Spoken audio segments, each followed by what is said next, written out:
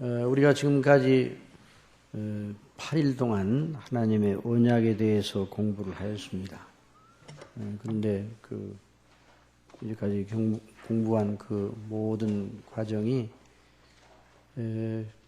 여러 개의 진리를 공부한 것이 아니라 하나의 진리, 그리스도 안에서 우리를 구원하시는 하나님의 은혜와 그 진리의 체계를 공부를 한 것입니다. 그래서 하나님의 언약은 하나님의 행하시겠다는 약속인데요. 그래서 우리를 사랑하셔서 우리 구원을 이루시기 위해서 그렇게 언약하시고 이루신 것입니다. 여러분, 성경의 그 모든 구조, 영적인 구조를, 성경의 구조는 하나님의 언약 또는 약속과 성취의 과정이라는 이런 구조 속에 들어있어요. 이것을 잊어서는 안 돼요. 자, 하나님의 말씀은 무슨 구조 속에 있다고요? 약속과 성취. 하나님의 약속과 성취의 구조 속에서 이제 이루어지는데, 그걸 보고 잘 주목을 하면 하나님이 누구신가, 하나님의 영광을 발견할 수 있습니다.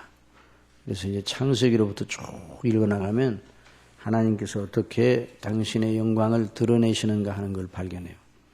하나님이 언약하시고 하나님이 이끄시면서 어떻게 섭리하셔서 그 일을 이루시는가 발견을 하게 됩니다. 그래서 이제 창세기에서부터 쭉 출애굽기, 그리고 모세오경, 다른 책들, 그리고 레위기, 민수기, 신명기, 또 여호수아, 또 그러면서 이제 사사기로 또 이어지죠. 이렇게 역사, 또 그리고 난 다음에 열왕들의 역사를 쭉 보면은 하나님의 거룩하신 뜻이 어떻게 이루어져 나가는가 하는 걸 발견할 수 있어요. 그래서 그 영광을 보게 하시려고 언약과 성취의 방식으로 뜻을 이루시는 거예요. 그냥 언약과 성취의 방식이 없이 그냥 하나님의 뜻을 이루시면 그것이 하나님께로부터 온 것인지 우연하게 된 일인지 알 수가 없어요. 사람들은 이렇게 하나님의 말씀을 주셔도 하나님의 말씀대로 그대로 받고 이해하려고 노력하지 않냐고 사람의 생각대로 이렇게 하는 경우들이 그 성향이 그렇다면, 오늘 아침에 우리가 배운 본성, 육체의 본성은 가만히 두면 어디로 가는가? 하나님 없는 방향으로, 하나님 없다는 사상 방향으로 쭉 이렇게 진행하는 거예요. 그래서 우리의 성향을 알고, 그래서 하나님의 은혜로, 영의 성령님의 역사로 우리가 믿음의 길로 날마다 나가야 돼요. 여러분, 믿음은 의도적으로 믿음을 가지려고 애를 써야 됩니까? 아니면 우리 속에 그 믿음의 그 마음이 들어올 때만 믿음을 가져야 됩니까? 의도적이에요? 그냥 의도적이지 아니고 자연스럽게 우리 속에 와야 돼요. 믿음을 의도적으로 가지려고 애를 써야 돼요? 자연스럽게 그냥 주어지는 거예요? 의도적으로 가져야 돼요. 자연스럽게는 절대로 안 됩니다. 의도적으로 가져야 돼요. 우리 자신의 그 본성은 그냥 의도적으로 하지 않으면 안 돼요. 이제 마음과 뜻을 다하여, 그렇게 말씀하신 게 바로 그거예요. 그렇지 않으면 하나님의 기뻐하시는 삶을 살 수가 없습니다.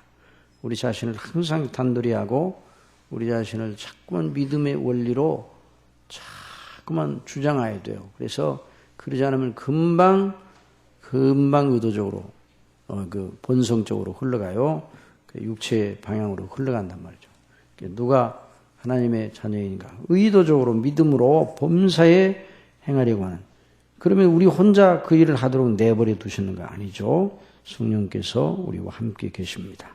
자, 그래서 하나님께서 성령님으로 말미암아 우리 속에 자원하는 심정을 주셔서 그 일을 하도록 주장하시는 겁니다. 그러니까 자원하는 심정이 올 때까지는 안 하겠다. 그러면 그 사람은 믿음과 정반대의 방향으로 나가는 것이죠.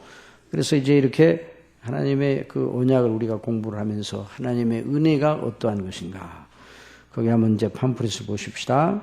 그래서 구원의 은혜를 받은 모든, 5번째 줄. 자, 그래서 구원의 은혜를 받은 모든 하나님의 백성들은 다 하나님의 영광을 찬미하고 감사하고 기리지 않을 수 없습니다. 하나님의 영광을 찬미하고 기리지 못하는 이가 있다면 아직 그는 하나님의 자녀가 아니에요. 하나님의 영광, 하나님께 감사. 이제 이것이 늘 우리 마음속에 있어야 돼요. 선지자 이사야를 통하여 그 점을 명백하게 하셨습니다. 우리 다 본문 말씀 다 같이 읽어보세요. 시작. 야곱아, 너를 창조하신 여호와께서 이제 말씀하시느니라. 이스라엘아, 너를 조성하신 자가 이제 말씀하시느니라. 너는 두려워 말라. 내가 너를 구속하였고 내가 너를 지명하니 불렀나니 너는 내 것이라. 그래서 너는 내 것이라. 자, 그래서 내가 이 백성을 낳았다. 왜? 나의 찬송을 부르게 하려 합니다. 그래서요. 그 다음에 보세요. 이렇게 하나님의 택하심을 받고 구속함을 받아 구원에 이른 사람들은 궁극적으로 어떤 존재가 되었습니까? 다 같이 시작.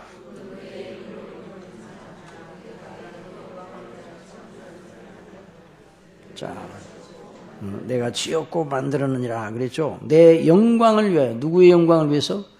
하나님의 영광을 위해 창조하셨다고 했어요. 특별히 구속받은 하나님의 백성들, 하나님의 영광을 위해서. 하나님 모르는 사람들은, 거듭나지 아니한 사람들은 하나님이 계신지도 모르는 거예요. 하나님에 대한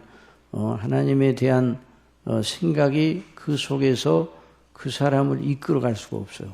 철학적인 사고를 가지고 안 되는 거예요. 오늘도 뒤에 가서 배우는데 철학은요, 거듭 말씀드린 철학이 굉장히 높은 거라고 생각하죠. 사도 바울은 초등학문이라고 그랬어요. 초등학문이라고. 어린아이들의 학문이라. 어릴 때 잠깐 동안 배우는 것과 같은 그런 학문이다 그랬어요. 자, 그래서 이제 그걸 잘 우리가 생각을 해야 되죠. 그 다음에 이제 이사야 43장 다 같이 읽어보세요. 시작. 큰 소리로 읽어봐요. 큰 소리로. 다시 시작.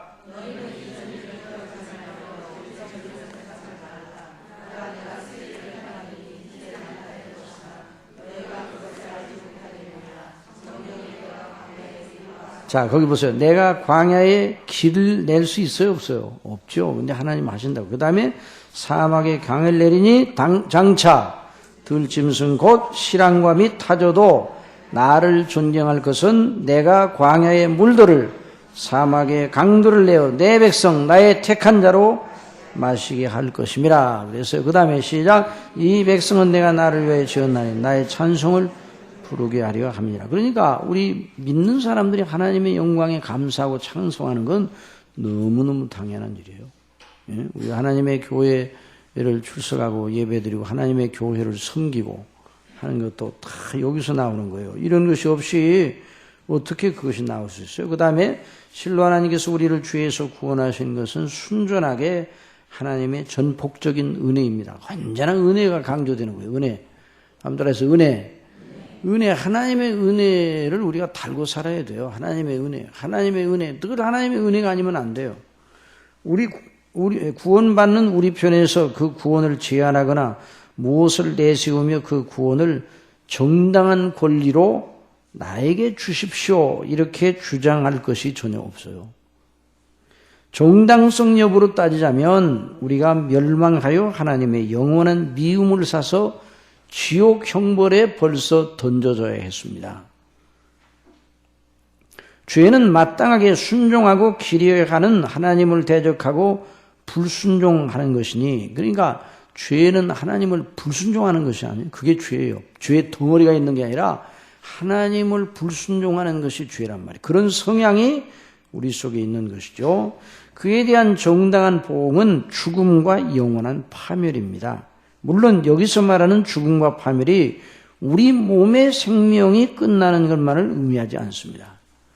사람은 몸이 죽어도 그 영혼은 소멸되지 않습니다. 몸을 입고 있을 때보다 더 뚜렷한 의식을 가지게 됩니다. 자, 그러므로 한 번 사람은 언제까지 사람이에요? 영원히 사람이에요. 이 진리가 정말 귀한 진리면서도 무서운 진리예요.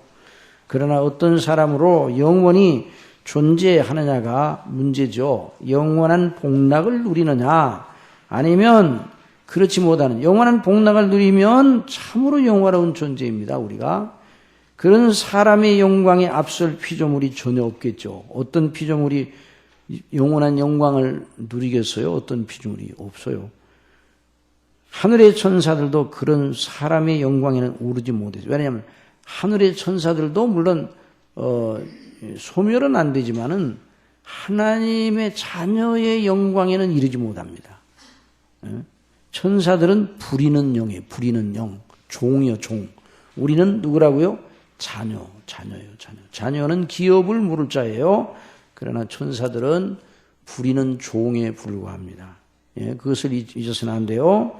자, 그 다음에 그러나 그 정받은 비참과 흉극을 영원히 맛보지 못한다면, 맛보며 존재한다면 지옥. 그 사람은 모든 피조물 중에서 가장 불행한 사람이에요. 그래서 예수님께서 가룟 유다를 가리켜 차라리 나지 않으면 나을 뻔하였다 그랬어요. 자, 사람이 안 됐으면 더 나을 뻔한 사람이 많단 말이에요. 저와 여러분이 그런 사람이면 어떻게 하겠어요? 그러니까 예수님 믿는 걸 죽기 살기로 믿어야 돼요. 아니, 적당히 믿어야 돼요. 아니, 하나님의 은혜로 우리가 구원받으니까 죽기 살기로 믿어야 돼요. 하나님의 은혜가 다 해줄 테니까 우리는 가만히 있어도 돼요. 하나님의 은혜로 되니까 우리에 위해서는 힘쓸 필요가 있어요, 없어요? 힘쓸 필요가 없지. 하나님의 은혜로 되니까. 그렇죠? 큰일 나요. 그렇게 하면 힘써야 돼요. 다 같이 힘써. 하나님을 알자. 힘써야 돼. 힘써. 그냥 피동적으로 그냥 가만히 앉아서 그냥 하나님이 다 은혜 주신다는데 뭐 하나님의 은혜 날마다 하나님의 은혜도면 그냥 내가 안 해도 다 하나님이 다 해주신다는 것만 그냥 내가 뭐 그렇게 힘쓸 필요가 있냐. 이렇게 생각하면 안 돼요. 우리가 하나님의 은혜로 구원을 받는 거지만 그 구원을 받는 우리의 자세는 무엇인가를 더해가지고 하나님의 은혜에다 더 뭘 보태야 되겠다 이런 의미가 아니라 은혜의 그 귀중성을 알고 그 은혜의 존귀함으로 존귀함을 생각하고 그 은혜에 마땅히 서기 위해 힘써야 되는 이런 자세를 가져야 돼요. 힘써. 그래서 사도 바울이 다름박질한다고 그랬잖아요. 위에서 부르신 부름의 상을 위해서 어떻게 한다고 그랬어요? 쫓아간다. 그래서 따라서 쫓아간다. 쫓아간다는 거예요. 달려간다는 거예요. 경주장에 달려간다. 너희 앞에 있는 믿음의 경주를 경주하라 그랬어요. 그래서 우리가 예수님 믿는 걸 죽기 살기로 믿어야 돼요. 아시겠습니까? 그냥 예수님 믿는 걸 그냥 적당히 믿으면 평생 그러고 말아. 평생 그냥 조금 그냥. 그래서 우리 찬송가에도 보면 그 물가에서 그 하나님의 주시는 은혜의 깊은 바다로 못 들어가고 물가에서 물가에서 깊은 데로 들어가지 못하고 물가에서 찰박찰박 물장난 치다가 많은 식으로 믿는단 말이죠. 그렇게 하면 안 돼요. 그래서 하나님의 영광을 귀하게 알고 힘써야 됩니다. 우리의 마음과 뜻과 정성을 다해서. 자, 그 다음에 죄는 피조물 중에서 가장 고상하게 지음받은 존재를 가장 누추한 존재로 만들었습니다. 반면에 죄에서 구원하시는 하나님의 은혜는 그런 누추한 존재를 가장 영화롭게 하였습니다. 그러므로 우리가 하나님께서 우리를 구원하신 하나님의 은혜의 방식을 주목하고 공부하고 묵상하고 그 비달에서 우리의 삶의 의미와 소망을 발견하는 건 지상 순례길을 이기며 가는 비결이에요. 그래서 지상 순례길을 이기며 가요.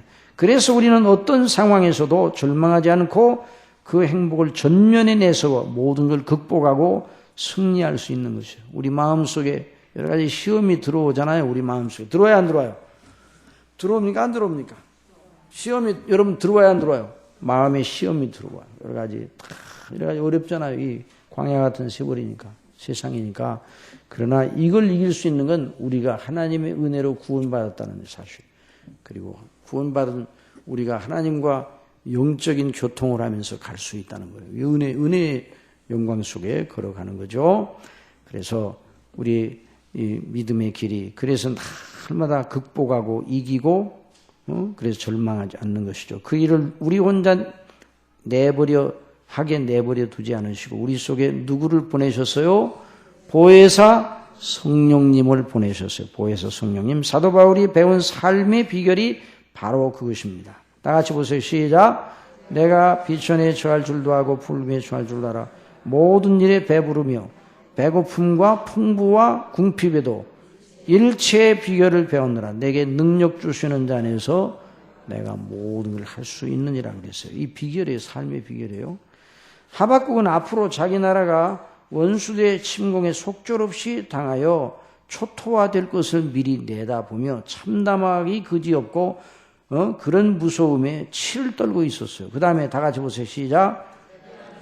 내가 들었으므로 내 창자가 흔들렸고 그 목소리로 인하여 내 입술이 떠들렸도다.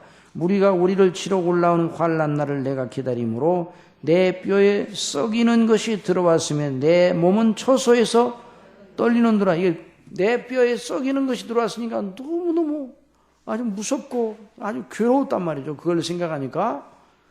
자, 그러나 그는 하나님의 주시는 은혜 속에서 다시 마음을 다잡고 승리자로 일었습니다. 자, 예루살렘이 이제 바벨론에 의해서 짓밟혀질 것을 하나님 말씀하셨어요. 이제 이번에 우리 그 저녁에 배운 것처럼 예레미야 때 바벨론 군대가 쳐들어오면 바벨론 군대에게 항복하는 것이 복이라고 그랬어요. 칼로 대적하여 싸우는 게 복이라고 그랬어요. 항복. 왜 그래요? 하나님께서 아예 예루살렘을 바벨론의 손에다 붙이셨어요. 그래서 아주 바벨론 군대가 아주 그 초토화시키는 이런 무서운, 그래서 성전에 있는 기명들을 다 가져가고 성전도 하나님의 영광이 떠났어요. 이가보 떠났어요. 그런 일이 있을 테니까 너희들이 대항하지 말고 손들고 항복하라고 그랬어요. 항복하고 끌려가라고 그랬어요. 포로 잡혀가라고 그랬어요. 그러면 너희를 포로 잡힌 데서 70년 복역의 때가 끝나면 어떻게 해요? 다시 복원시켜 회복시켜 주실 것이다. 이런 약속을 하셨어요. 그 사람들이 은혜로 남은 백성들이에요. 그래서 이런 사람들인데, 그러니까 이런 날이 오게 될 것을 하박국 미리 알았어요. 그러나 이제 그 하박국은 하나님이 주시는 은혜 속에 다시 마음을 다잡고 승리자로 일었습니다. 다 같이 봅시다. 시작. 비록 무화과 나무가 무성치 못하며 포도나무에 열매가 없으며 감람나무에 수출이 없으며 밭에 식물이 없으며 우리의 양이 없으며 외양간에 뭐가 없을지라도 소가 없을지라도 나는 여호와를 인하여 즐거워하며 나의 구원의 하나님을 인하여 기뻐하리로다 그랬어요. 기뻐할 일이 있어요? 없어요? 없어요. 그런데 누구로 인하여? 하나님의 구원을 인하여 기뻐한다 그랬어요. 그러면 이 하박국이 앞으로 70년 뒤에 올 회복을 내다보면서 기뻐했는가? 그것도 있기는 있었지만 궁극적으로는 하나님의 아들 그리스도를 통한 구원이에요. 이 하박국은 그날을 못 보고 이 세상을 떠날 수도 있어요. 그러니까 늘 거기에다가 창념하고 있었어요. 그래서 즐거워 나의 구원의 하나님을 기뻐하리라. 주 여호와는 나의 힘이시라. 나의 발을 어디로? 사슴과 같게 하사 나로 나의 높은 곳에 다니게 하시리로다. 여러분, 저와 여러분의 심령이 높은 곳에 있기를 원합니다. 높은 데 마음을 두시기를 원합니다. 그러면 시편에는 높은 데 마음을 두지 말라는 말이 있는데 이게 무슨 말인가? 그 말은 교만하지 말라는 거예요. 세상 생각을 가지고 그런 마음을 가지지 말고, 여기서 말하는 높은 데는 사슴이 높은 곳에 다니는 것처럼, 사슴이 높은 곳에 다니는 것처럼, 나로 하여금 영적으로 하나님과의 교통 속에서 늘 이 세상을 이제 이기고 나갈 수 있는 이런 은혜를 달라, 그런 말씀입니다. 정말 이런 일은요, 정말 복 있는 일인데 사람들이 이 복을 몰라. 또 이 복을 안다 할지라도 깊이 알려고 하지는 않아요. 그래서 정말 오늘날 하나님의 교회들이, 우리도 항상 깨어 있어야 돼요. 교회들이요, 하나님의 말씀을 배우는 일에 힘을 안 써. 그리고 다른 것으로 만족하려고 그래요. 그러면요, 높은 곳으로 올라다닐 수가 없어요. 날마다 생각이 밑에서 밑에.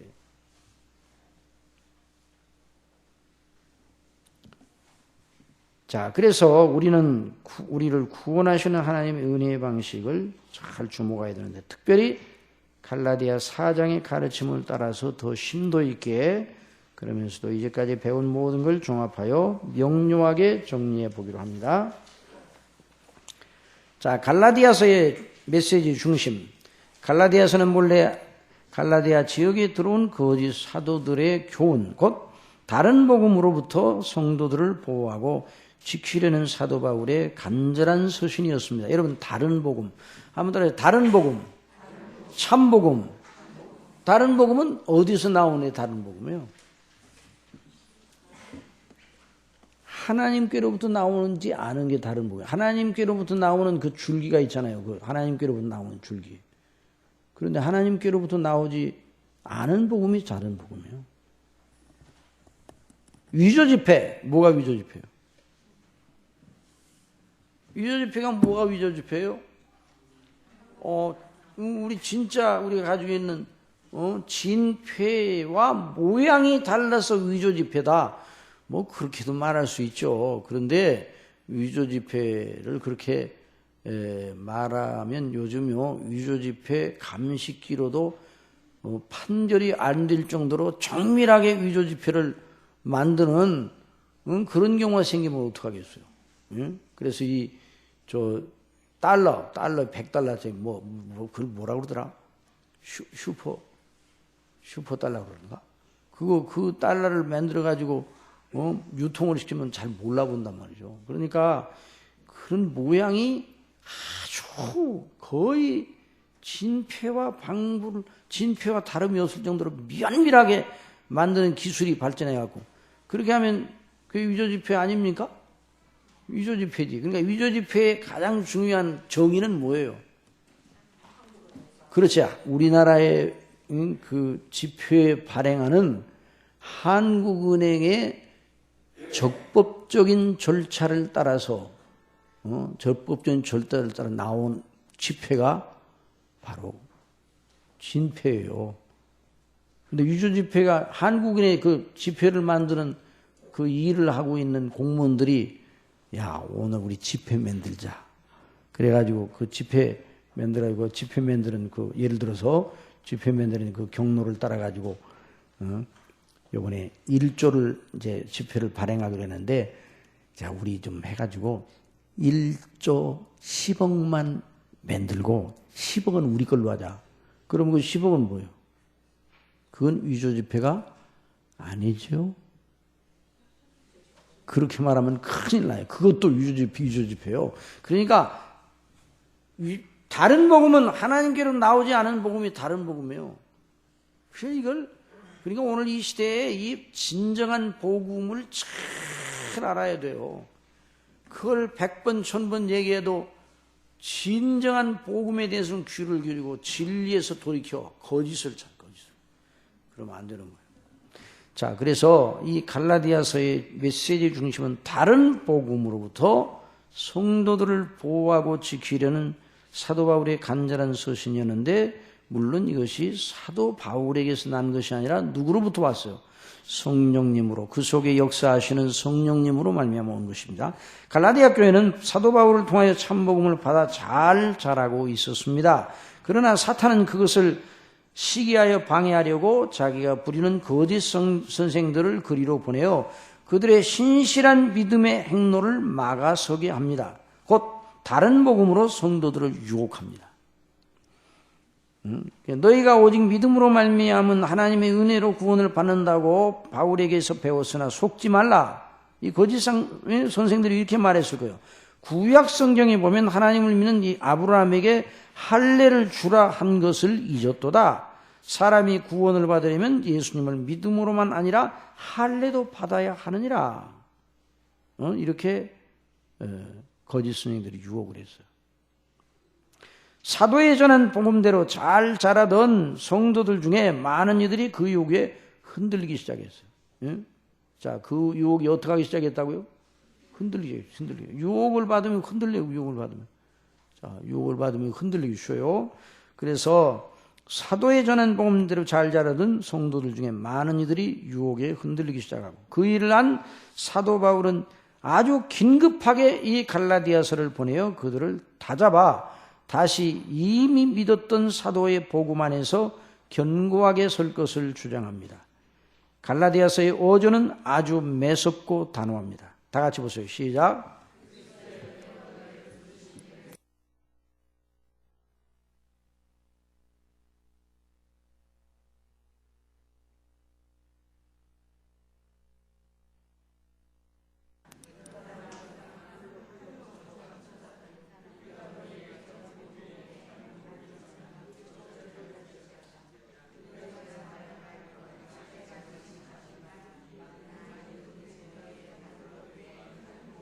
그렇죠. 만일 누구든지 너희가 받은 것 외에 다른 복음을 전하면 저주를 받는다. 하늘로부터 천사라도 저주를 받는다. 그런 말씀을 했어요.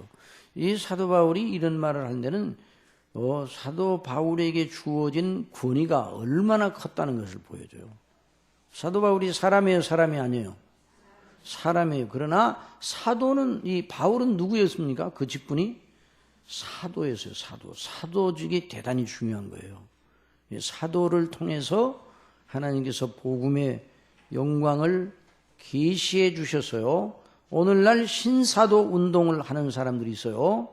이 사람들은 성경이 무엇인지도 잘 모르는 사람들이야. 예? 신사도 운동한다면서. 그 신사도라니. 누가 자기들을 사도로 세웠어요? 자, 오늘 이 시대는 사도가 필요합니까? 필요하지 않습니까? 오늘날 사도가 필요하지 않아요. 오늘날 누가 사도예요? 사도는 이미 성경 시대에 성경을 사도 시대로 끝났어요. 사도는 그 사도의 뒤를 이은 사람들도 그냥 속사도라고 그러지. 그 사도가 가르쳐준 성경을 그대로 받아서 사도에 전한 대로 받아가지고 교회에서 섬기던 바로 그 사도 다음 세대에 있는 그런 사역자들을 속사도라고 그랬지, 그들도 사도의 역할을 한 것은 아니에요. 그런데 오늘날 신사도 운동을 하는 사람이 있어요. 이건 잘못된 거예요. 은사주의인데 은사주의에 빠져가지고 초대교회에 나타났던 그와 같은 은사가 오늘도 일어난다고 주장을 합니다. 설령 초대교회에 나타났던 은사가 간헐적으로 나타난다 할지라도 그렇게 주장하면 안 돼요. 그렇게 주장하면. 하나님께서는 어떤 경우라도 하나님이 필요하시다 하면 어떤 일도 하실 수가 있어요. 그러나 하나님께서는 질서의 하나님이십니다. 하나님이 주신 질서를 스스로 어지럽히시는 분이 아니에요. 그래서 하나님께서 우리가 언약을 배웠잖아요. 언약. 여러분, 아브라함 시대가 있고 다윗 시대가 있죠. 그 각각 시대마다 하나님께서 주시는 은혜의 본질은 같았어요, 달랐어요? 본질이 같았어요, 달랐어요? 그러나 분량은 달랐어요, 같았어요? 그러나 다윗 시대에 있던 사람은 저 아브라함 시대로 돌아가면 돼요? 아브라함 시대에 들어가서 아브라함의 약속을 붙잡고 그 약속을 붙잡는다고 그래가지고 다른 생각을 하면 되냐고요. 다윗 시대에 주신 언약은 언약대로 또 받아들여서 그 언약이 가리키는 바를 따라 주시는 은혜에 따라서 이렇게 하나님을 섬겨야 되는 거예요. 그러니까 오늘 이 시대는요, 사도 시대에 주어진 성경만으로 하나님의 뜻을 알기에 부족함이 없습니다. 아시겠습니까? 무슨 새로운 계시를 받고 새로운 은사를 받아야 하나님의 뜻을 아는가? 그게 아니에요. 또 어떤 사람들이 예언의 은사 받았다고 해서 나를 위해 좀 기도해 주세요. 알았어, 내가 한번 기도해 볼게. 일주일간 기도해 봐야 돼. 그러니까 내가 기도해 볼게. 그러고 난 다음에 내가 기도했더니, 당신을 위해 기도했더니 이러이러한 것이 문제가 있더만, 꼭 점쟁이가 점치는 것처럼 그런 일은 안 되는 거예요. 그렇게 하면. 그러면 그랬으니 기독교 점쟁이들이 꽤 많아요. 그리고 신령하다고 그러고. 그러니까 말이에요, 이게 한국 교회가 말이에요, 굉장히 실력이 있는 것 같아도 12월 17일 날 뭐 일어난다고 해서 거기에 팍 저한테도 카톡이 와가지고 내가 전했어요, 이제? 그렇게 하고. 카톡으로 계속 날라와요. 그거 보라고. 그랬더니 희한한 소리 하고, 또 누구를 만났더니, 목사님한테 내가 전했으니까 나는 책을 묻습니까? 누가 그런 책임지라고 그랬어. 나더러 전해달라고 내가 요청도 안 했고, 그런 거 들어도, 귓등으로도 들을 필요가 없는데, 그렇게 연약해요. 우리나라에 옛날에 펄시콜레라는 사람이 내가 본 천국이라는 책을 이제 냈어요. 근데 천국 갔더니 천국이 뭐 이런 모양 저런 모양. 그 책이 냈는데 우리나라에 수십만 문건이 팔렸어요. 수십만 문건이. 그건요, 우리나라의 교회 실력이 어느 정도 되는가를 보여주는 거예요. 그래가지고 또 그냥 뭐 다가올 미래 그래가지고 뭐 다미 선교회 그래가지고 뭐 1900 몇 년이었는가 뭐 10월 28일에 뭐 예수님의 재림하신다. 그래가지고 그냥 그 말에 귀를 기울여가지고 그냥 어떤 사람은 대학 입학 시험 자녀가 공부하는데 너 공부할 필요가 없어. 10월 28일 너 수능고시 보기 전에 예수님이 오신다. 그래 공부를 안 했죠. 그 다음에 어떻게 되겠어? 안 했으니까 대학 떨어지지. 그러니까 이런 참 너무 유치한 거예요. 너무 유치해. 따라서 하나님께서는 유치하신 하나님이 아니다. 하나님이 왜 유치하셔요? 이 성경에다 이렇게 공고를 해놨더니 성경에다가 다 공고를 해놔가지고 이걸 보고 믿음 생활하라고 어느 시대든지 청교든지 15세기든지 1세기든지 20세기든지 어느 시대든지 그렇게 해라니. 그래서 성경을 배워. 그러니까 우리가 청교도 시대나 똑같이 성경을 배워야 되는 거예요.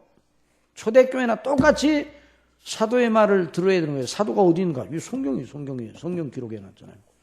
그걸 잊어서는 안 되는 거예요. 그런데 이전에 사도 시대에도 다른 복음이 있었으니까 오늘 이 시대는 얼마나 하겠어요. 그러니까 2000년 교회사에 나타났던 모든 이단들이 이 시대에 있습니다.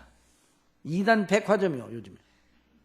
이 시대는 21세기는 이단 백화점이에요. 자, 보십시다. 그러니까 그렇게 유혹을 받았어요. 자, 그래서 사도의 복음 안에서 다른 복음이 있어요? 없어요. 아주 매섭죠. 그래서 아주 무섭게 사도가 말했어요. 자, 그 다음에 사도의 복음의 경우. 그럼 사도가 전한 복음이 진정한 복음, 하나님의 복음이라는 것을 이 갈라디아서에서 어떻게 논증을 하는가? 사도 바울이 전한 복음이 참 복음이라. 이걸 어떻게 사도 바울이 말하는가요? 자, 사도 바울은 자기가 전한 복음과 거짓 선생들이 전한 다른 복음과의 차이를 설명하기 위하여 자기가 전한 복음의 기원에 대해 설명합니다. 먼저 바울은 자신의 사도됨이 자신에게서 비롯된 것이 아님을 서신초두에서 아주 강력하게 설명합니다. 다시 보세요. 시작. 사람들에게서 난 것도 아니요, 사람으로 말미암은 것도 아니요, 오직 예수 그리스도와 및 죽은 자 가운데서 그리스도를 살리신 하나님 아버지로 말미암아 사도된 바울은, 사도는 누가 사도됐어요? 누가 사도로 세우셨어요? 하나님께서, 예수님께서, 성령께서, 성삼위께서, 특별히 이제 아버지와 아들 그 예수님께서 세우셨다고 말하죠. 그래서 사도 바울의 바울의 사도됨을 사람에게서 찾은 것이 아니라 하나님께로부터 찾았습니다. 하나님께서 세우신 거예요. 하나님께서. 여러분, 이게 너무너무 중요한 것이죠. 하나님께서 세우셨다. 이게 대단히 중요한 거예요. 여러분, 우리 교회는 누구 교회예요? 주님의 교회예요. 하도 주님의 교회라고 생각 안 하니까 어느 교회는 그냥 주님의 교회라고 이름을 붙여놨더만. 주님의 교회만 주님의 교회예요? 아니에요. 주님의 교회가 더 주님의 교회예요? 중심교회가 더 주님의 교회예요? 성경대로 하는 교회가 더 주님의 교회예요. 아시겠습니까? 그러니까 이걸 더 잊어서는 안 돼. 주님께로부터 사도직이 왔다 이 말이죠. 자기 나름대로 사도가 돼야 되겠다 그래서 된 것이 아니에요. 자, 그래서 다른 서신들에서도 발신자를 밝히는 차원에서 자기의 사도됨이 하나님의 뜻대로 되는 것임을 말합니다. 그러나 여기 갈라디아서에서는 아주 의도적으로 강하게 그 점을 부각시키고 있어요. 그건 거짓된 다른 복음을 전하는 이들의 정체와 대조됨을 알리기 위한 것이요. 다른 복음을 전하는 자들은 하나님이 보내신 자들이 아니에요. 거짓 선지자, 사도, 거짓 선생들, 거짓 형제들이라고 부르는 건 그들이 참 진리의 원천이신 하나님과 주 예수님께 부르심을 받은 적이 전혀 없어요. 스스로 자신들을 내세워 사람들에게 나타냈기 때문입니다. 그들은 필연 하나님께 받은 것이 없이 자기 것으로 말하기 마련입니다. 다 같이 보세요. 시작. 너희는 저는 처음부터 살인한 자요 진리가 그 속에 없으므로 진리에 서지 못하고 거짓을 말할 때마다 제 것으로 말하나니 이는 저가 거짓말쟁이요 거짓의 아비가 되었습니다. 자, 거짓은 어디서 나왔어요? 마귀로부터 나요. 마귀. 여러분, 거짓이, 자, 이걸 잘 봐야 돼요. 거짓이 마귀로부터는, 왜 마귀가 거짓말쟁이입니까? 왜 마귀가 거짓말쟁이입니까? 언제나 무엇이 옳고 그런 거에 대해서 얘기하면 늘 누구를 먼저 생각해야 돼요? 하나님. 그러니까 마귀가 거짓말쟁이인 건 하나님의 말씀을 어겼기 때문이에요. 하나님을 대적하는 것이 거짓말이에요. 하나님의 말씀을 어겼기 때문입니다. 하나님의 말씀을. 그래서 이 하나님의 말씀을 어기는 이런 악한 일을 함으로 마귀가 이제 아주 속성이 아주 악하게 돼서 그때부터. 그래서 그때부터 거짓말을 해요. 그러니까 자기 것으로 말하는 거예요. 그래서 거짓말쟁이고 그 거짓을 따라간 사람이 죽었잖아요. 죄로 말미암아. 그래서 살인자예요. 마귀가. 사도 바울은 자기가 전한 복음이 참된 걸 이렇게 논증합니다. 우리가 전에 말하였고 다 같이 읽으세요. 시작.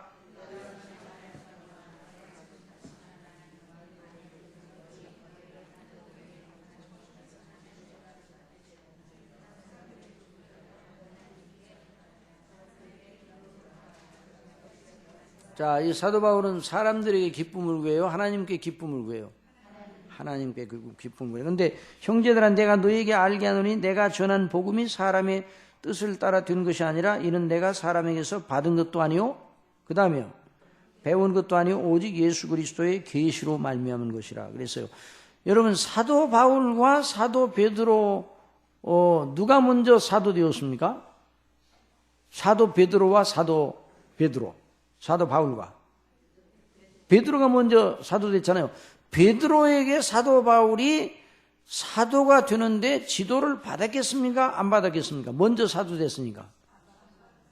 받았다고 그러면 큰일 나는 거예요. 받았다고 그러면. 캐톨릭이 이제 사도 베드로를 굉장히 높입니다. 왜 그러니 캐톨릭에서는 교황제도를 세우는데 그 근거를 찾으려고 그러니까 베드로에게서 찾아야 되겠다. 베드로에게 내게 천국 열쇠를 준다. 그러니까 이 교황권을 강화시키기 위해서 베드로 사도를 제1대 교황으로. 베드로는 알지도 못해요. 상관도 안 해요. 누가 그런 적이 없어요. 여러분 사도들 가운데 누가 제일 수사도입니까? 누가 제일 수사도요? 대답 안 하는 게 잘하는 거예요. 예? 누가 수사도예요? 다 사도지. 다 똑같은 사도죠. 그러나 이제 이방인들에게 복음을 전하는 또 유대인들에게 복음을 전하는 이런 면에서는 사도에게 주어진 이렇게 가서 사역의 현장은 좀 차이가 있었어요. 또 이방인들에게 전하는 사도 바울, 또 유대인들에게 복음을 전하는 사도 베드로, 거기에 필요한 여러 가지 은혜와 이제 그 은사에 있어서 필요한 은혜와 은사를 주셔서 그 일을 감당하게 했는데 일단 복음은 사도 베드로든 사도 바울이든 직접 예수님께 받았어요. 사도 요한도 예수님께 직접 받았어요. 사도 도마도 누구한테 받았어요? 예수님께 직접 받았어요. 다른 사도들의 행적에 대해서는 잘 모르지만 모든 사도들이 그랬어요. 그래서 사도들이 같은 복음을 같은 복음. 나중에 사도 베드로와 사도 바울의 복음을 이렇게 사도 바울이 사도 되고 나서 얼른 그 유명한 사람들 찾아가지 않았어요. 그러니까 사도 베드로나 사도 야고보나 사도 요한을 찾아가지 않았어요. 그래서 거기 보세요. 자, 더해 준 적이 없어요. 그 사람들이. 자, 거기 한번 보세요. 거기 갈라디아서 유명하다는 그거부터 읽어보세요. 시작.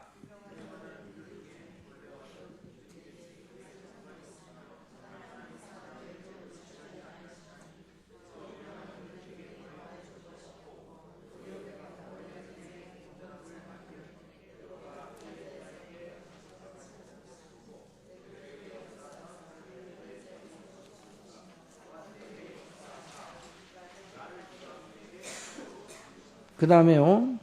그렇게 함으로써 사도는 자기가 전한 복음의 신적 기원을 분명하게 하였어요. 신적 기원. 복음이 누구한테서 나왔어요? 하나님으로부터 기원됐다는 걸 분명하게 나타냈어요. 그래서 우리나 혹 하늘로부터 온 천사라도 우리가 너에게 전한 복음 외에 다른 복음을 전하면 저주를 받을지어다. 오늘날도 마찬가지예요. 오늘날도. 저주를. 제가 만약 여러분에게 다른 복음을 전하면 들어야 돼요? 안 들어야 돼요? 안 들어야 돼요? 안 들어야 돼요? 여러분 다른 복음을 전하는 어느 설교자의 설교도 듣지 않을 권리가 있는 거예요. 왜? 여러분 누구의 자녀예요? 그 잊어서는 안 돼요. 그래서 설교자들이 제 말하라고 여기 서 있는 게 아니에요. 하나님의 말씀을 증거하라고 서 있는 거예요. 하나님의 강단에서. 그리고 그 대신 여러분 바른 성경이 말하는 바른 복음을 전한다 그러면 귀를 기울여야 안 기울여야 돼요? 귀를 기울여야 돼요. 그것이 바로 하나님의 말씀이에요. 우리 교회를 통해 주시는 하나님의 말씀, 시간마다 주시는 성경 강론이 하나님께서 우리 교회를 향하여 주시는 말씀인 줄 믿으시기 바랍니다. 그걸 그렇게 받아들여야 돼요. 그럼 그렇지 않으면 안 된단 말이에요.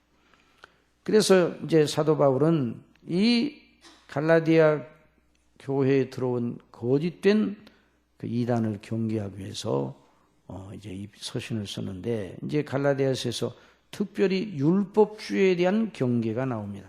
갈라디아서는 하나님의 은혜 중심의 복음을 대적하는 율법주의에 대한 경고를 담고 있습니다. 율법주의의 핵심은 무엇입니까? 우리의 구원을 위하여 하나님의 전적인 은혜만을 의지하는 것이 못 믿어 우리 편에서 무엇인가를 더하고자 하는 발상의 소상이라 할 수 있어요. 물론 그 무엇은 우리 편의 도덕적인 선행이나 종교적 업적으로 나타나기 마련이에요. 그러니까 언제나 이 율법주의는 우리의 행위에서 난 것을 보태고 싶어요. 율법주의는. 그래서 그걸 주장하는 사람들은 성경의 율법 조항이나 구약의 어떤 규례를 자기들 주장의 근거로 제시합니다. 그걸 그리고 행할 것을 종용합니다. 갈라디아 교회에 들어온 거짓 선생들도 마찬가지입니다. 이게 바로 이제 안식교회에 있어서 문제가 되는 거예요. 안식교회가 왜 이단성이 있는가? 안식교는 뭘 지키라고 그렇게 안식일을 지키라고. 안식일을 안 지키면 그게 뭐 이상한 뭐 얘기를 하면서 안식일을 안 지켜. 우리가 지금 주일을 지키는 것을 태양신을 지키던 사람들의 뭐 전례를 따라서 지켰다고.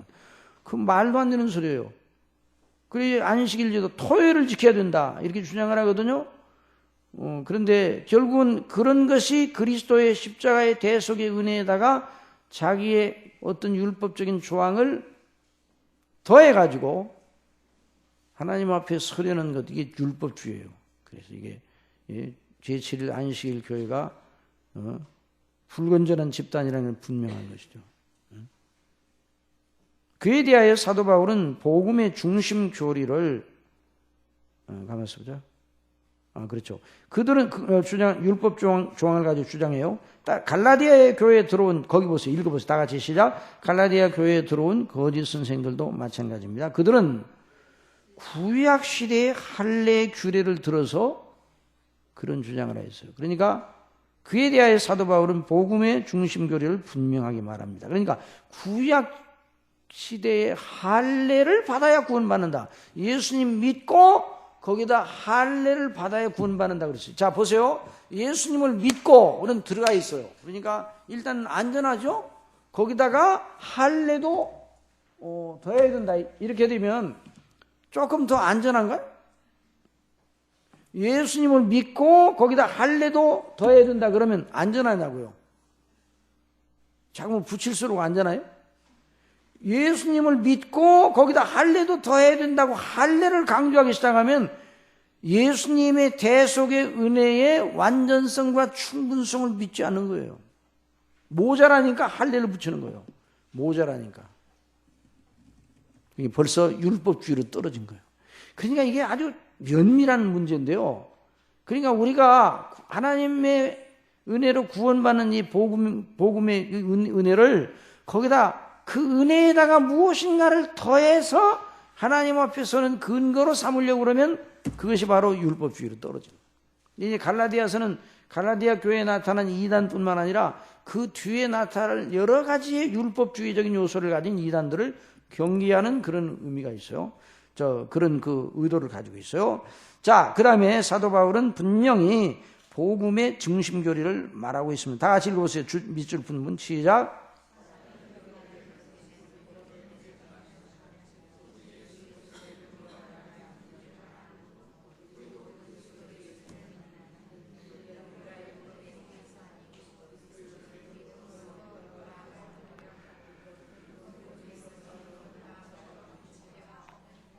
자, 율법의 행위를 통해서 구원이 나는 것이 아니라 의롭다 하심을 받는 걸 율법의 행위를 선행을 가지고 하나님 앞에 의롭다는 판단을 받는 것이 아니라 이 말이죠. 그래서 행위에서 나는 것이 아니고 오직 예수 그리스도를 믿음으로 말미암아 의롭다함을 받는 거예요. 우리가 율법의 행위에서가 아니고 그리스도를 믿음으로 의롭다함을 받는 거예요. 우리가 의롭다함을 받는 누구 것을 가지고 의롭다함을 받아요? 예수님의 것을 가지고 의롭다함을 받는단 말이죠. 예수님의 것을 가지고. 율법의 행위로는 의롭다함을 얻을 육체가 없느니라. 이 로마서에서 이렇게 강조를 했죠. 그러니까 로마서의 작은 로마서다 이렇게도 이제 갈라디아서를 지칭을 하고 있는데 이 갈라디아서는 그 나름대로의 분명한 로마서의 축소판 정도로만 아니라 또 다른 문제를 다루고 있는 것이에요. 이는 당시 갈라디아 교회에서만 필요한 메시지가 아니었습니다. 인간의 종교적 본성 속에는 이 율법주의적인 요소가 숨어 있어 방심하면 금방 작동을 해요. 우리 자신들도 금방 이런 것이 작동하기 쉬워요. 율법주의적인 발상이 그냥 저절로 일어나는 저절로.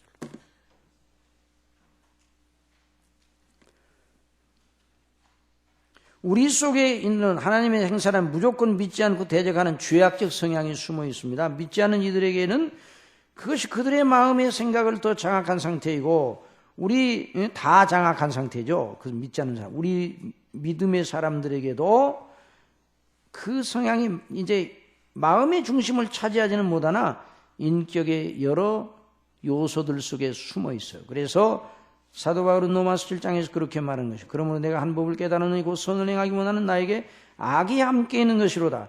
그 내 속사람은 하나님의 법을 즐거워하던 내 지체 속에서 한 다른 법이 내 마음의 법과 싸워 내 지체 속에는 죄의 법 아래로 나를 사로잡아 오는 것을 보는더라. 그러니까 항상 이것을 우리가 이 죄악적인 근성 속에는 이런 율법주의적인 요소가 있는 것이죠. 자, 갈라디아서 4장에서 말하는 언약의 비유. 아까 우리 아이고 이제 갈라디아서 4장으로 이제 들어갔네. 이거 언제 하지? 그건 못하면 다음 시간에 또 한번 할 수 있어요. 그러니까 여러분 이거 가져가서 꼭 가져오세요. 아시겠어요? 이게 오늘 할 만큼만 할 테니까. 제 생각 같아서는 그냥 오늘 5시까지 하고 싶은데 그랬다면 그냥 여러분 힘들어서 하면 또 안 될 테니까. 요번에 그냥 여드레 동안 하면서 그냥 굉장히 제가 절제를 했어요. 10시 되기 전에 딱 끝나야지 해서 10시. 왜냐하면 조금 더 나갔다 그 다음에 아이고 내일 너무 길게 안 나가겠다 그러면 어떻게 그래서 아이고 그냥 살아는 파는 게 아니라 안 나올까봐 그냥 얼마나 충만했는지 몰라 매일 저녁마다. 그런데 하나님께서 은혜 주셔서 여러분들이 또 다 나와서 이렇게 말씀으로 받으니까 얼마나 감사한지 하나님의 은혜입니다. 그러니까 목회자의 심정은요. 난 살아는 파는 건는 것 같아. 아이고 안 나오면 어떡할까. 예를 들어서 나오든 안 나오든 그냥 몰라 나는 전할 거예요. 그런 마음만 먹고 그렇게 하면 되겠어요? 다 여러분들이 누구의 자녀들이에요? 우리 아버지의 자녀들 아니에요. 그렇죠? 그러니까 우리 아버지의 자녀들이에요. 우리 아버지, 저도 하나님의 아버지의 자녀. 우리 같은 은혜로 이렇게 한 교회를 이루어 주님께 영광을 돌리고 있는데 그래서 어떻게든지 그리스도 안에서 여러분이 선거에 서기를 바라는 그 마음뿐이란 말이죠. 그러니까 여러분들이 그건 제 속에서 역사하시는 성령님의 가르치심인 줄 믿으시기 바랍니다. 목회자의 그런 마음을 주셔서 그러는데 그래도 여러분들이 잘 순종하고 따라오니까 너무 감사해요.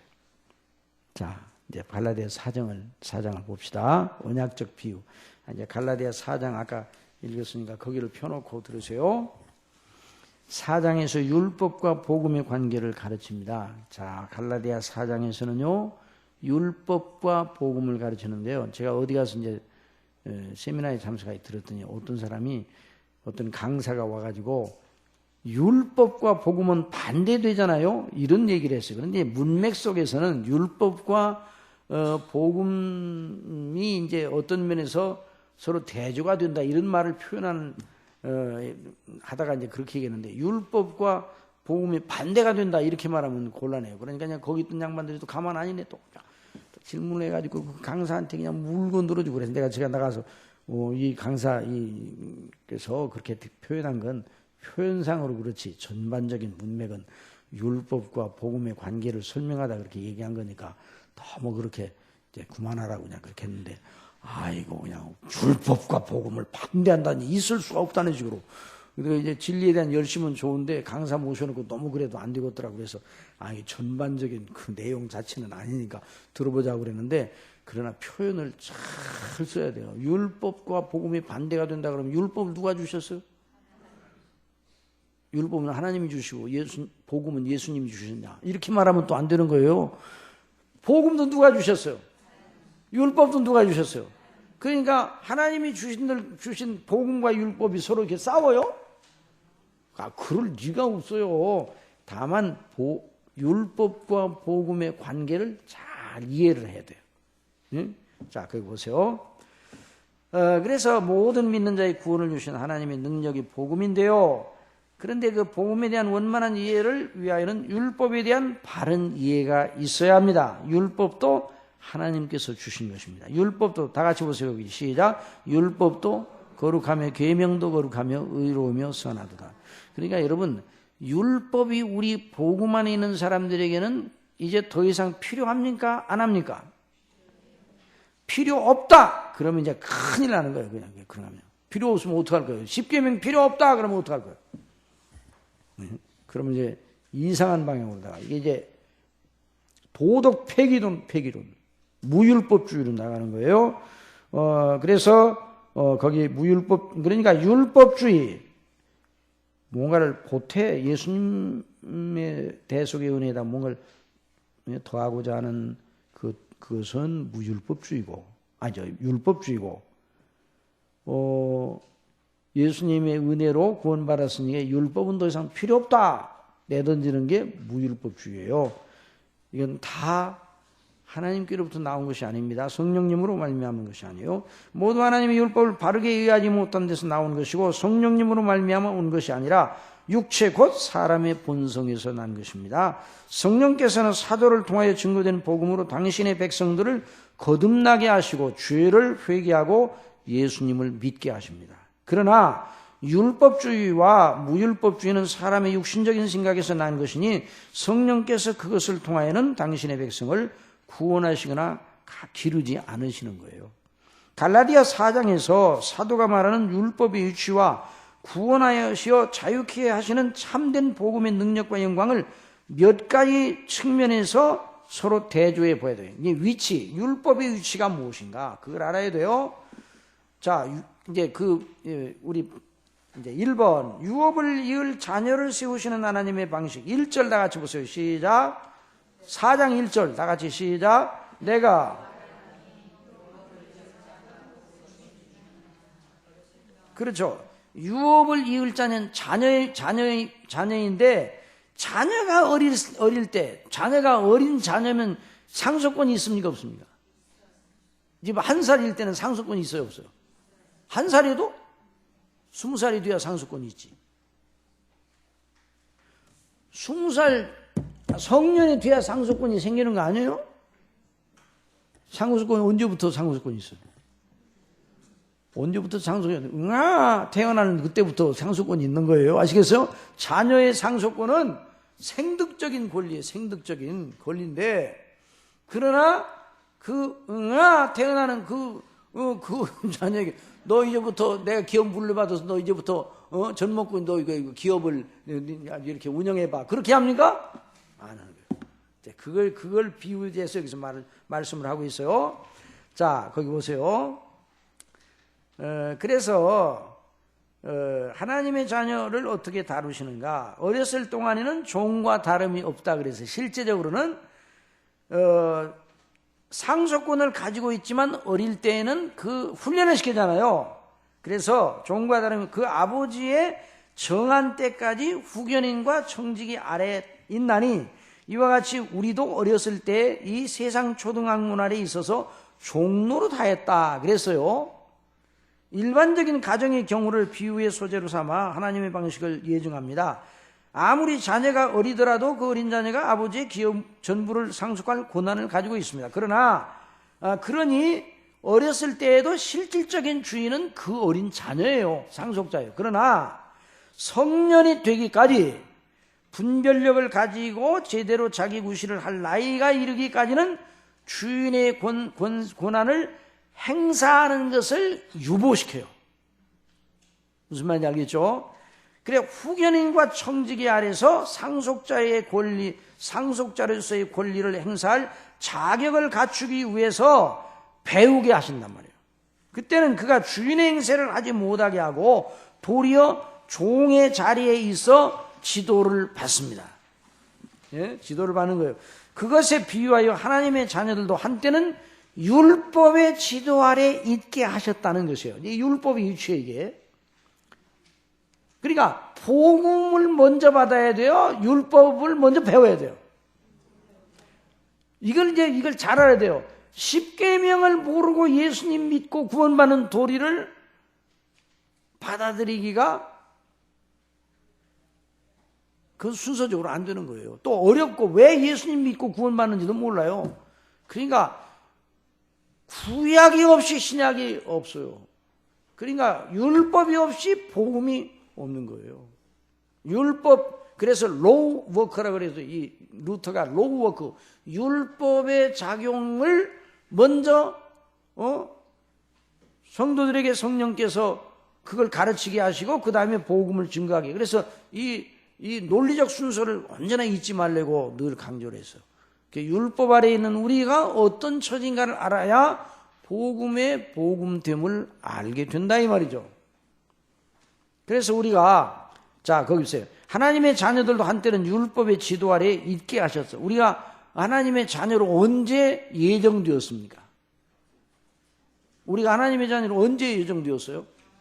하나님의 자녀로 창세전에 예정이 되었어요. 예수님 믿는 사람. 우리가 중간에 예수님을 안 믿고 있다가 중간에 믿은 사람들도 이미 그 사람이 하나님의 자녀 되기로 예정된 건 창세전부터예요. 그러나 예수님을 믿기 전에 세상 초등학문에 있었단 말이에요. 유대인들은 율법의 지도 아래 있었고 이방인들은 세상의 초등학문 아래 있게 하셨다. 이렇게 이해를 하면 돼요. 물론 여기 이제 이 율법 아래에 있던 것도 초등학문에 아래에 있는 걸로 여기 사도 바울이 설명을 하는데 우리 이방인들에게 이제 이걸 적용한다면 그렇단 말이죠. 자, 그리스도인들마다 모두 이 두 경우 중 하나에 해당한다. 그러나 택하신 자녀에 대한 하나님의 뜻은 율법 아래, 세상의 초등학문 아래 있도록 하시는 것이 아니에요. 언제나 있도록 하시는 건 아니에요. 그 일을 어떻게 하셨는가? 때가 참해. 때가 참해. 때가 될 때까지만 그래. 때가 참해. 하나님의 그 아들을 보내사 여자에게 나게 하시고 율법 아래 나게 하신 것은, 자, 예수님이 여자에게서 나게 하셨으니까 성령님으로 잉태되셔서 이 땅에 나셨어요. 그런데 예수님께서 나시는 순간 어느 아래로 들어오신 거예요? 그렇죠. 율법 아래로 들어오신 거예요. 그러니까 율법의 의무 아래로 들어오신 거예요. 그러니까 예수님께서도 율법을 지킬 의무가 있어요, 없어요?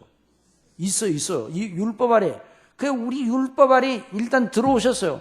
예수님께서도 십계명이나 모든 걸 다 지키셔야 될 의무 아래에 있었어요.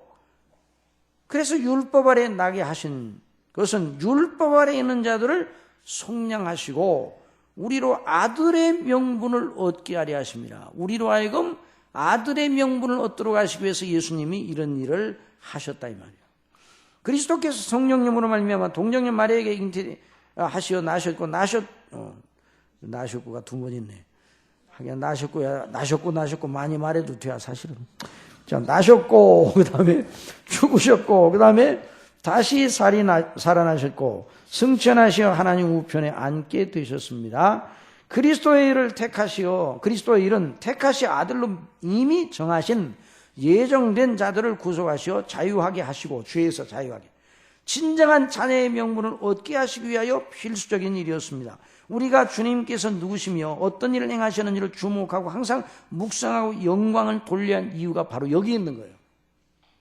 예수님이 행하신 모든 일은 다 누구를 위한 일이에요? 저와 여러분을 위한 일이에요. 그러니까 그 일을 자주 생각해야 돼, 안 해야 돼요? 해야 되지. 우리를 위한, 나를 위한 일이라는데 그걸 생각을 안 해요? 내일인데? 내일인데 그 생각을 하잖아요. 우리 일이니까 생각하잖아요.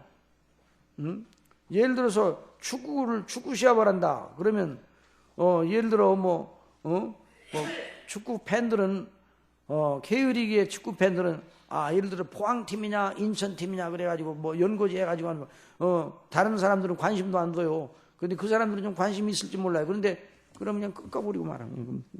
동네 축구처럼 생각해서 끄꺼버리고 말아요. 그런데 국가대항이야. 호주와 우리 팀 경기를 한다. 그럼 어떻게 돼요? 왜? 누구 경기이기 때문에. 그 호주하고 싸우는 우리 선수들이 누구를 대표했어요? 나를 대표했어, 나.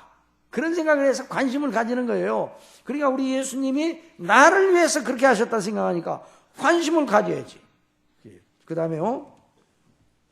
그리고 택한 백성들이 구속함을 받아 하나님의 자녀의 명분을 얻을 걸 확증하여 주신 분이 바로 성령님이세요. 다 같이 보세요. 시작.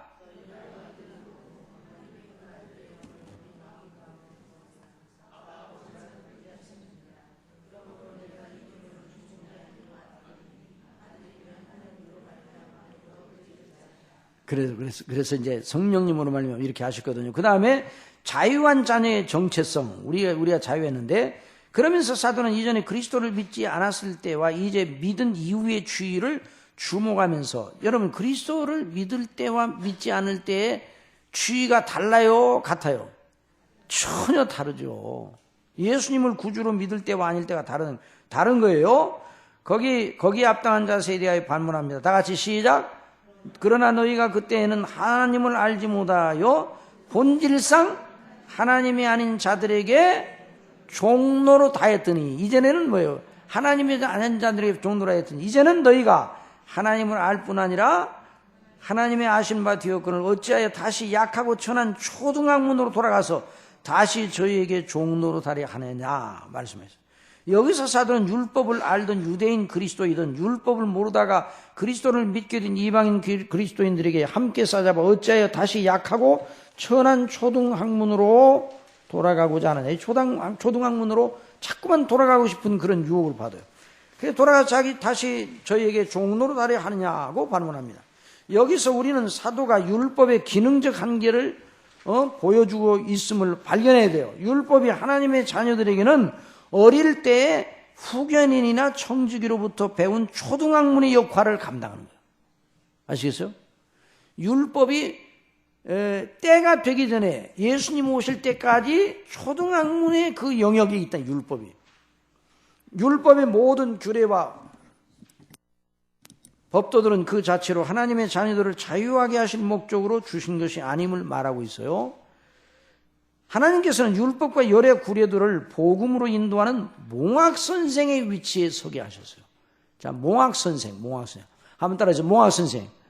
야, 이 말이 어려워요. 그 말은 학교 들어가기 전에 유치원 단계에 있는 어린아이들을 가르쳐서 학교에 들어가도록 하는데 필요한 그 당시에 이제 노예들 가운데 공부 많이 한 노예도 있을 거 아니에요. 노예들, 누구를 노예들로 삼았어요? 저 로마에서 싸워가지고 막 정복전쟁 해가지고 거기 노예 공부 잘하는 노예가 있다 그러면 그 노예를 끌고 와가지고 이제 포로 잡고 와가지고 보니까 공부를 여간 잘하는 게 아니에요. 그러면 어떻게 해요? 공부를 못하는 노예들은 농사를 시키지만은 가서 열심히 밭 깔고 곡식을 재배하라 그러지만은 공부를 잘해. 그럼 어떻게 해? 너는 우리 아들이 클 때까지, 그리고 이제 아주 예를 들어서 공립학교 갈 때까지 집에서 잘 가르쳐서 그 준비를 하라. 이 사람이 몽학선생이에요. 율법은 그리스도에게까지 인도하는 몽학선생이라, 그런 뜻이에요. 몽학선생. 그런 율법이 하나님의 약속들을 거스리느냐? 결코 그럴 수 없느니라. 만일 능히 살게 하는 율법을 주셨다면 의가 반드시 율법으로 말미암았으리라. 그러나 성경이 모든 걸 주의 아래 가두었으니, 자, 이는 예수 그리스도를 믿음으로 말미암은 약속을 믿는 자들에게 주려 하심이라. 자, 다 같이 시작.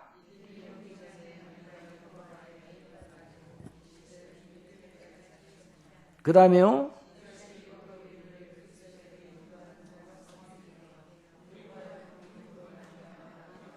너희가 다 믿음으로 말미암아 그리스도 예수님 안에서 하나님의 아들이 되었으니. 그 다음에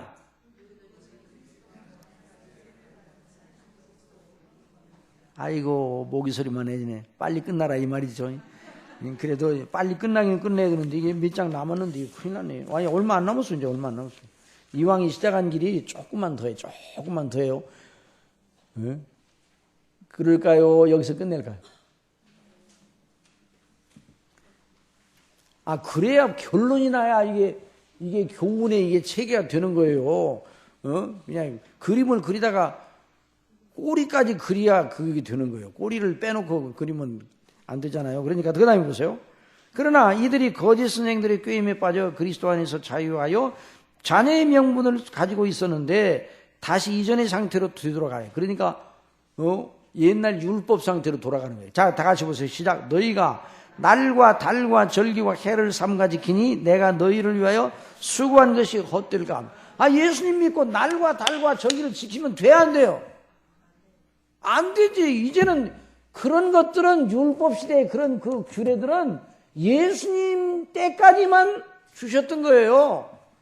예를 들어서 아파트 모델하우스 서 있어, 안 서 있어? 서 있는데 아파트 다 졌어. 그럼 모델하우스 안 부시고 계속 기념으로 놔둬야지 뭐. 그럼 이사도 그쪽으로 가끔 가고. 그래요? 그럴 리가 필요가 없는 거예요. 이제는 없어. 필요 없어. 이게 다 젖었어요. 다 젖이고 본체가 다 드러나는데 뭐 때문에 그 그림자 모형이 거기 있느냐 말이에요. 거기 야, 아파트 그 아파트 어떻게 좋은가 하면 구경하러 가자 그래. 실제 진 아파트로 가야지 뭐하러 모델하우스로 가? 그거나 똑같은 거예요. 여기서 그걸 말하고 있는 거예요. 그 다음 보세요. 날과 달과 절기를 삼가 지키니 내가 너희를 위하여 수고하는 것이 헛될까 두려워하노라. 그러면서 사도가 그들에게 자유하게 하는 복음의 전적인 은혜를 강조하여 가르치는 것이 전혀 잘못이 아니하는 것을 말하고 있어요. 12절 시작.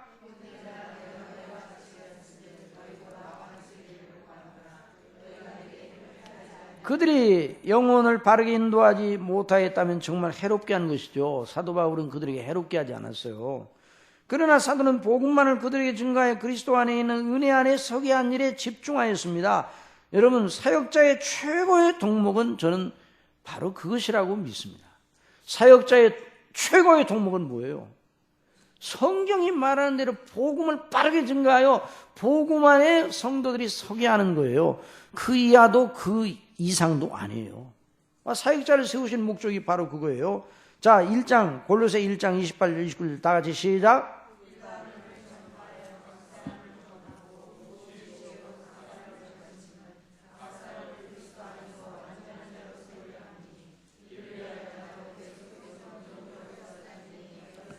이것이 바로 사역자의 영광이고, 사역자가 이렇게 할 때 여러분들이 기도해 주셔서 큰 협조를 해야 돼요. 사역자는 혼자를 위해 서 있는 사람이 아니에요. 여러분을 위해서 서 있는 사람이니까 존귀하게 여기고 늘 기도해 주시기 바랍니다. 여러분 그렇게 하시기 바랍니다. 제가 저를 존귀하게 여기라고 그러니까 좀 이상하긴 한데, 저든 누구든 사역자를 존귀하게 여겨야 돼요. 아시겠어요? 예, 이제 우리 교회가 진행해 나가는 그 반영. 지금 우리 교회는 언제까지 있어야 돼요? 언제까지 있어야 돼요? 예수님이 오실 때까지 있어야 되잖아요. 그러면 진행해 나갈 때 복음 사역자를 존귀하게 여겨야 돼요. 아끼고 보호하고. 그렇게 그 교회에서 그렇게 그 사역자를 보호하고 아끼지 못하면 누가 아껴줘요? 누가? 그러니까 그건 자기 자신들을 위해 몸을 보양하는 것과 똑같은 거예요. 그러니까 이 사역자에 있어서는 또 힘써야 될 일은 각 사람을 그리스도 안에 견고히 세우는 걸, 그리스도의 은혜 가운데 세우는 걸 그걸 목적으로 삼아야 돼요. 그거 외에는 다른 목적이 있을 수가 없어요. 그게 하나님의 목적이에요. 이 교회를 세우신. 그 다음에 자, 이제 조금만 더 해요. 사라와 하갈의 소생에 대한 비유. 거짓된 선생들의 교훈을 따라서 그리스도 안에 있는 자유함을 버리고 율법 아래 들어가 저주 아래 있으려는 어리석음을 보이는 그들에게 정신 차리게 하나의 비유를 말하고 있습니다. 이미 사도는 갈라디아 3장에서 말하였습니다. 다 같이 보세요. 시작. 믿음으로 말미암는 자는 믿음이 있는 아브라함과 함께 복을 받느니라. 무릇 율법에 속한 자들은 저주 아래 있나니 기록된 바 누구든지 율법책에 기록된 대로 온갖 일을 항상 행하지 않은 자는 저주 아래 있는 자라 하였습니다. 여러분, 율법을 한 조목만이라도, 복음에다가 율법을 한 조목만이라도 더 지켜야 된다 그러면 그 사람은 율법 아래로 들어가고 그 사람은 율법에 있는 모든 조항을 스스로 다 지켜야 되는 거예요. 그렇게 안 지키면 저주 아래는 거예요. 이게 왜 저주 아래로 다시 돌아가려고 하느냐 이 말이죠. 자, 그 다음에 아브라함의 두 아들 이스마엘과 이삭을 가지고 예를 듭니다. 기록된 바 아브라함이 두 아들이 있으니 하나는 계집종에게서 하나는 자유하는 여자에게서 낳았다 하였으니 계집종에게서는 육체를 따라 낳고 자유하는 여자에게서는 약속으로 말미암느니라. 여기 계집종은 누구예요? 하갈, 그 사라의 여종 하갈. 그리고 자유하는 여자는 누구예요? 바로 사라. 그러면서 사도는 아주 결정적으로 그것이 바로 율법 아래 있는 자와 자유하게 하는 복음의 은혜 안에 있는 자를 상징적으로 상징적으로 말하는 비유라고 말합니다. 이것이 비유니 이 여자들은 두 언약이 하나는 신의 산으로부터 종을 낳으니 신의 산 언약의 해당들에게 율법은 곧 하가라. 이 하가는 아라비아에 있는 신의 산으로 지금 있는 예루살렘과 같은 데니 저가 그 자녀들로 종노릇 하고 오직 위에 있는 예루살렘은 자유자니 곧 우리 어머니라. 위에 있는 예루살렘이 누군가? 사라의 사라. 땅에 있는 예루살렘하고 비교가 되는 거예요. 여기서 사도는 사라를 가리켜 오직 위에 있는 예루살렘이라고 칭하였습니다. 신의 산 언약이 행위 언약이니 그 언약은 사람을 궁극적으로 복이 되지 못하고 저주 아래 있게 하는 언약입니다. 그러니까 신의 산 언약을 줌으로 인생의 실상이 무엇인가를 깨닫게 하려고 주신 거예요. 그래서 예수님 은혜 언약 위에는 소망이 없음을 알게 하시려고 신의 산 언약을 주신 거예요. 또 은혜 언약의 정당성이 왜 예수님이 신의 산 언약을 완벽하게 지키신 분이에요. 그래서 그걸 보여주게 하는 것이에요.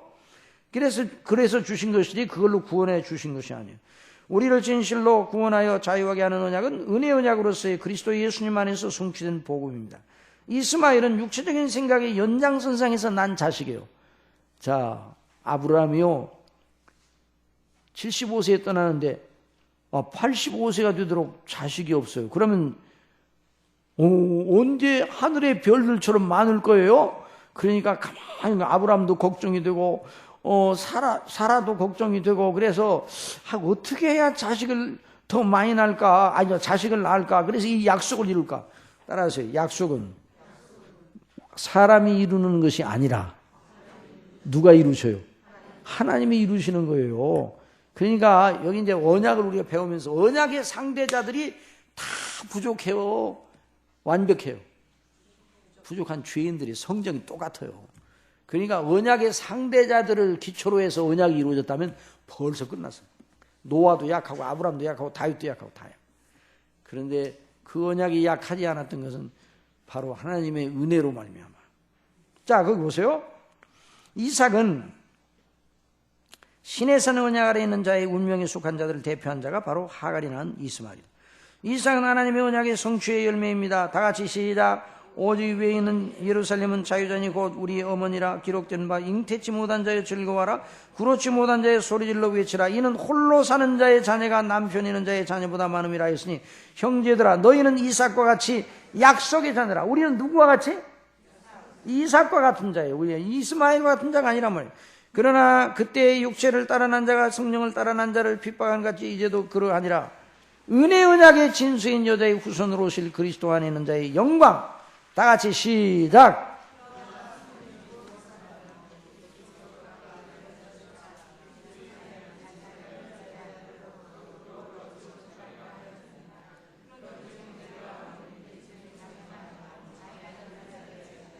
그러니까 누구를 쫓아내야 돼? 누구를 쫓아내야 돼요? 예? 누구를 쫓아내야 돼요? 예? 내가 쫓으라 그래서 내가 쫓으라. 계집종 애들은 내가 쫓으라 그랬죠. 여러분들 심령 속에 누구를 내쫓아야 돼요? 뭘 내쫓아야 돼요? 오늘 배웠잖아요. 뭘 내쫓아요? 육체의 마음을 내쫓아야 돼요. 근데 그게 내쫓는데 이게 나가요? 안 나가요? 아이고, 안방에서 밀어내면 뒷방으로 가고, 뒷방에서 밀어내면 사랑방으로 가고, 또 그러면 헛간으로 갔다가 또다시 나와. 어디, 하루아침 지나면 또 그 다음날 아침에 또 일어나가지고 또, 이게, 소파에 앉아있네? 그럼 너 왜 앉아있냐? 그래, 또 쫓아내면 이제 살짝 피했다가, 우리 육체의 마음이에요. 그러니까 그걸 내어 쫓으라, 이 말이에요. 뭘로? 그리스도의 대속의 은혜의 십자가의 능력으로, 성령님의 능력으로.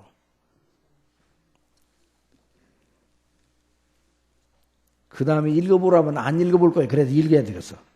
자, 그 다음에 보세요. 우리가 예수님을 믿는 것은 우리에게서 난 것이 아니라 창세전에 예정하신 성삼위 하나님의 뜻에 의한 것입니다. 그러니 우리의 믿음은 사단이나 세상 사람들이 어느 논리로도 무너질 수 없고 또 우리가 우리 믿음을 그 어떤 것과도 비교해 바꿀 것이 없습니다. 다 같이 시작.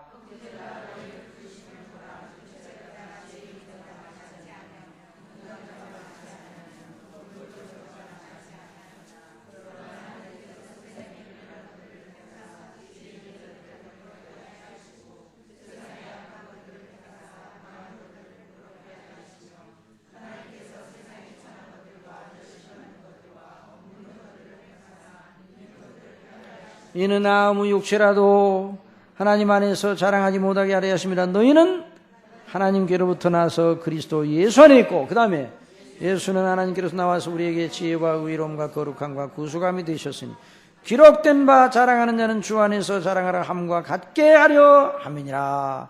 우리의 삶의 현장, 교회와 가정과 일터와 우리의 모든 이웃들과의 교제의 현장에서 이런 신앙 고백이 선명하게 나타나기를 위하여 기도해야 됩니다. 하나님 아버지께서 자녀된 우리를 위하여 하늘에 쌓아둔 복락과 위로와 영예를 무엇에 비유할 수 있어요? 무엇에 비교할 수 있겠습니까?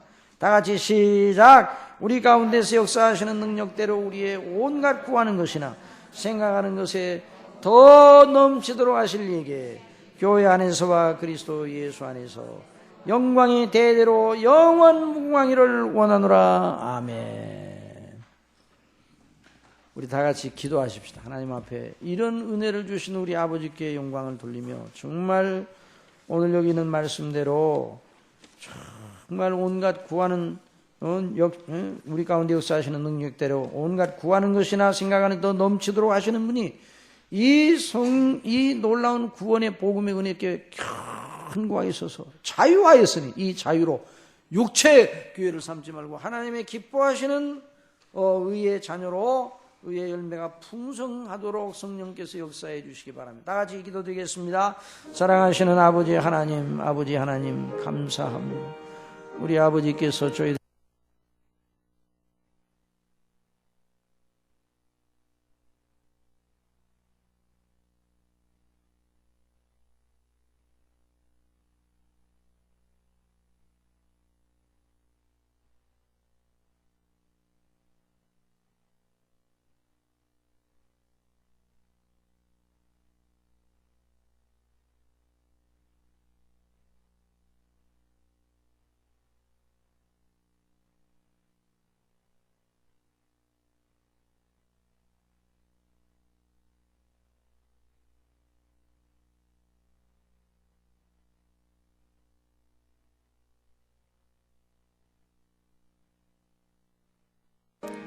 사랑하시는 아버지 하나님, 저희들에게 이런 놀라운 은혜를 주시고 은혜 가운데 그리스도 안에서 서도록 날마다 권고하시고 가르쳐 주시고, 성령님께서 우리 속에 이 믿음으로 날마다 믿음을 가지도록 날마다 붙잡으시고 주장하시고 가르쳐 주시니 너무나 감사합니다.